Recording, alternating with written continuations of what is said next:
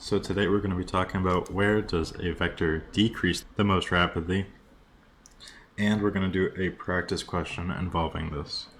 So we already know that the gradient vector points to where the vector increases the most rapidly. But what does this mean for decreasing? So to find the decreasing, it's actually very simple, because all we have to do is we will take the opposite of the gradient. So for example, if our gradient is in 3 and 6, and that from what we know from gradients is where it is increasing the most rapidly. So in order to find where it's decreasing the most rapidly, all we have to do is change this to -3 and -6. So if we were to get a question like this, we're asking, let the temperature in a flat plate be given by the function t of xy equaling to 3x squared plus 2xy, and we want to find the gradient of txy at the point 3 and -6.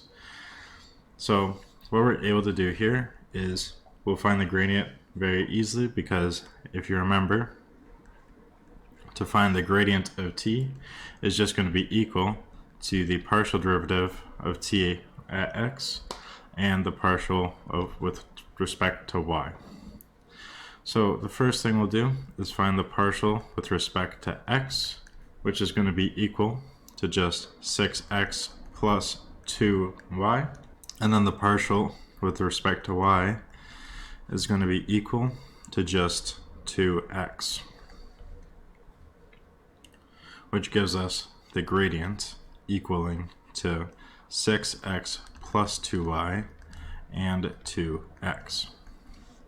However, in part A of the question, it is asking specifically for the gradient at the point 3 and -6. So all we have to do in this case is whenever we want to find the gradient towards a point, we just have to implement the values of the points.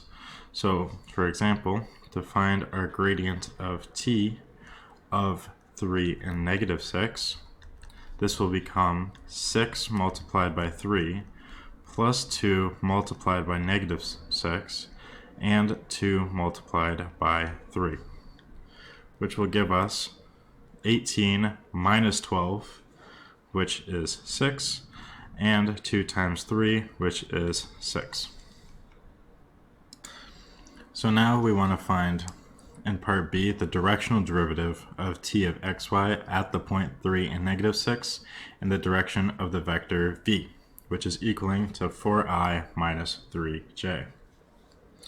So the formula for this is the directional of our vector t of our point 3 and -6 is going to be equal to the gradient of t of 3 and -6 multiplied by u, where u is equal to our vector v divided by the magnitude of v. So this will be equal to 4i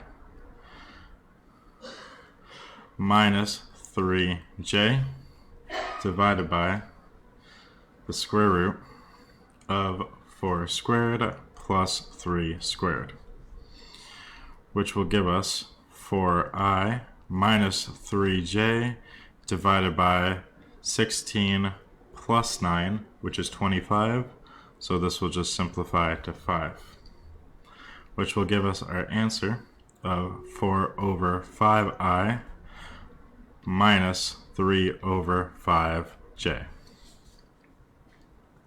So now that we know what our u is, we're able to plug this back into our formula. So our directional of t of 3 and -6 is going to be equal to the gradient of our t, which is just equal to 6 and 6, and we multiply it now by 4 over 5 and -3 over 5, because the I and j just represent where they are in our bracket.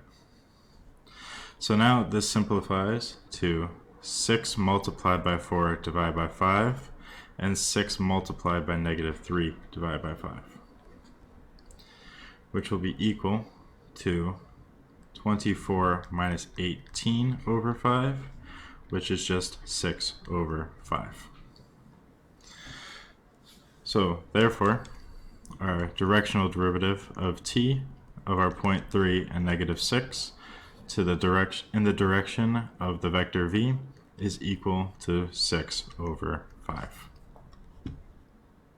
So now our final part of part C, if you move away from the point 3 and negative 6, in which direction will the temperature decrease the most rapidly? Well, we already know from part A that our gradient of t is equal to 6 and 6 at the point of 3 and negative 6. So what we can do here is, by using what we found out at the beginning of the video, in order to find where the temperature will decrease the most, we just have to take the opposite of our gradient. So it will decrease the most rapidly. Instead of 6 and 6, it will be negative 6 and negative 6, since all we have to do is take the opposites of the gradient.